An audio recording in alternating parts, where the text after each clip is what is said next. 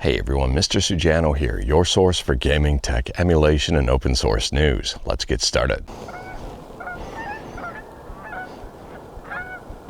Alright, to kick things off, it's another absolutely gorgeous morning. I mean, you can see the sunrise behind me there, right on the top of the trees. And we've got some news to talk about today, so come along with me on my morning walk and let's talk some news, and hopefully we spot a fluff or two. So first up on the docket, we're talking about something that I think is going to be pretty huge. If you're a fan of Morrowind, if you're a fan of Elden Ring, this may be the mashup you've been waiting for. It seems that Inferno is making a mod of Elden Ring here and stuffing Morrowind entirely into it. It does seem as if this is currently a work in progress and hasn't been officially released just yet. But it seems that significant progress has been made, and well, Inferno Plus has showcased this on their YouTube channel. If you wanted to check it out and learn more about it, like everything we talk about, links are in the description below right at the bottom. I don't hide my sources. And in my opinion here, this is going to generate a lot of interest for Elden Ring. And I mean, listen to some of these comments. We were too busy turning Elder Scrolls games into Dark Souls that we didn't consider turning Dark Souls into the Elder Scrolls instead. And the term mad scientist isn't usually thrown out often to modders, but I think you certainly qualify at this point, Inferno. And every time I see a new mod project from Inferno, it's like stepping outside and seeing that your neighbor has converted their car into an armored core. And speaking about arguably crazy stuff, next up we're talking about Intel. And listen to this headline over on Tom's Hardware. Intel admits its high-end desktop PC chips fumbled the football. So here's the reported quote from the Intel CFO. As you know, we kind of fumbled the football on the desktop side, particularly the high-performance desktop side. So as you kind of look at share on a dollar basis versus a unit basis, we don't perform as well. And it's mostly because of the high-end desktop business that we didn't have a good offering this year. And that's versus AMD. Now, arguably, Intel has been struggling. And if you were wondering about the whole Intel versus AMD PC argument, Intel, I think, has just settled the matter. AMD appears to be better. Let me know your thoughts about that one in the comments below. And speaking about Intel, next up here, we're still talking about Intel and about their Core Ultra 3205. So it's being reported that it has a 30% higher multi-core performance over the Core i3-14100, at least in early benchmarks, and this is due to extra E-cores. So based on my understanding here, the Core Ultra 3205 performs 11% faster in single core and 30% faster in multi-core compared to the i3-14100. And that to me is a little bit disappointing given the fact that well, it's being reported that the price point on this appears to be $150. I mean, I think Tom's Hardware does a pretty good job at pointing this out here.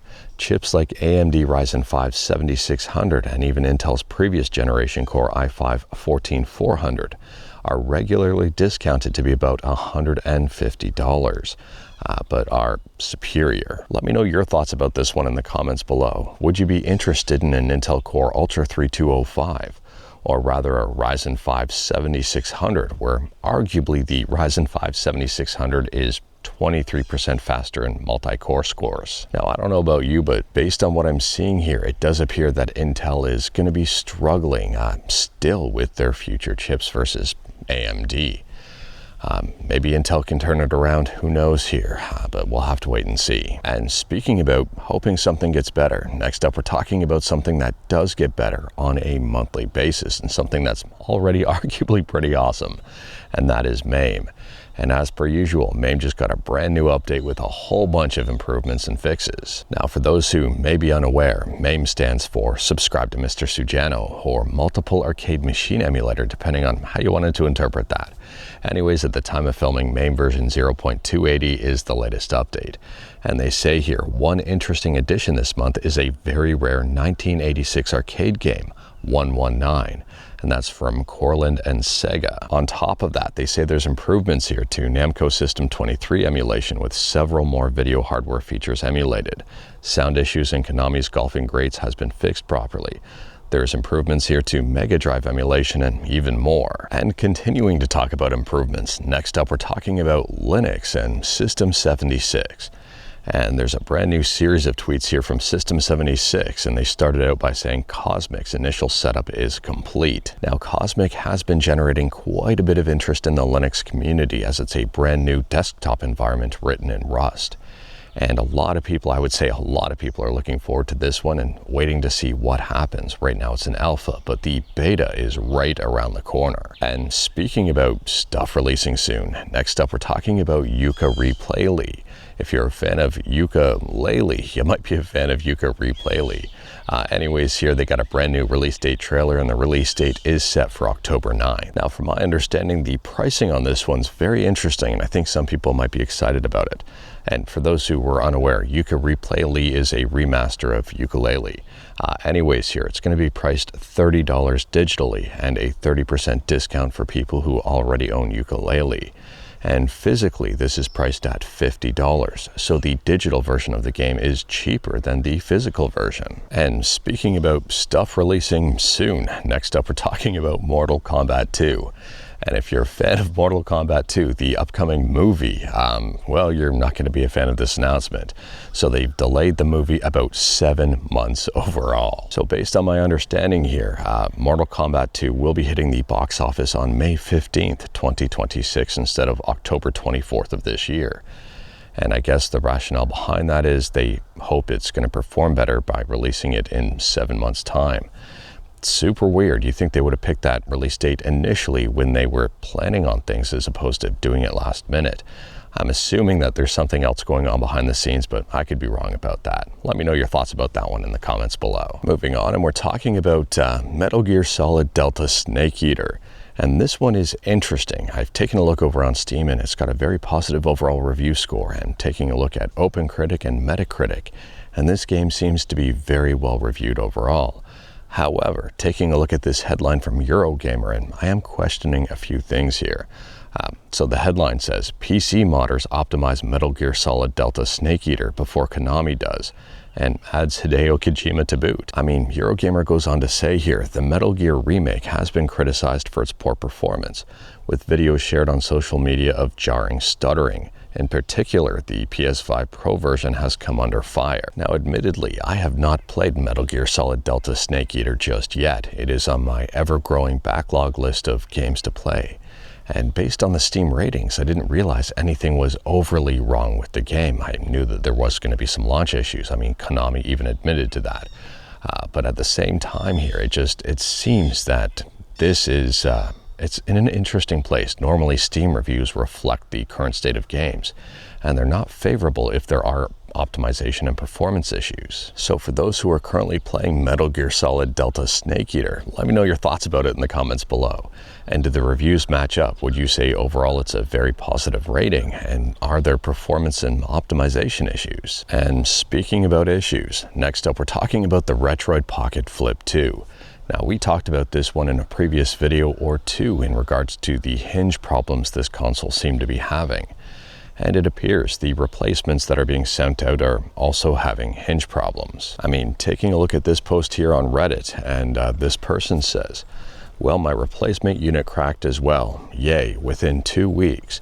I treated my new unit so well, it's clearly a defect. No matter how you use it, it's going to crack, it seems. So on one hand, I'd say good on Retroid for shipping replacements to defective units. On the other hand, I'm wondering what they're doing if they're replacing the defective units with defective units. Now let me know your thoughts about this one in the comments below. It just seems that Retroid is a very unlucky company when it comes to random defects and issues with their devices.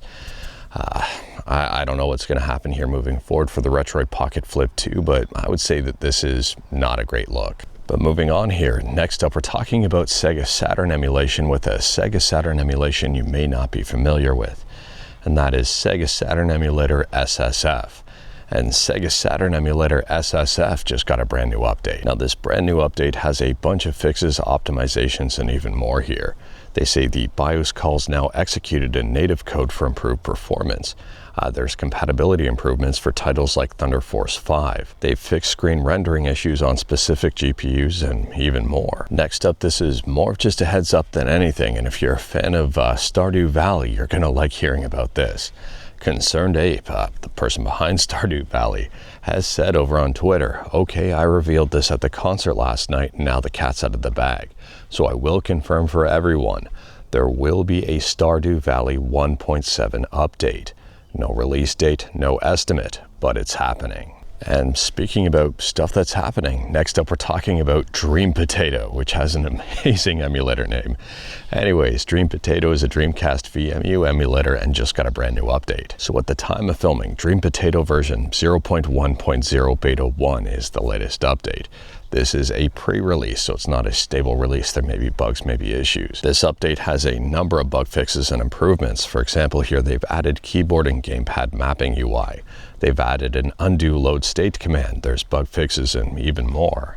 Now, I'm assuming one of the questions will be, can you use DreamPotato and Flycast together? And the answer is yes. And last up here, we're talking about Windows emulation on Android with Redmagic.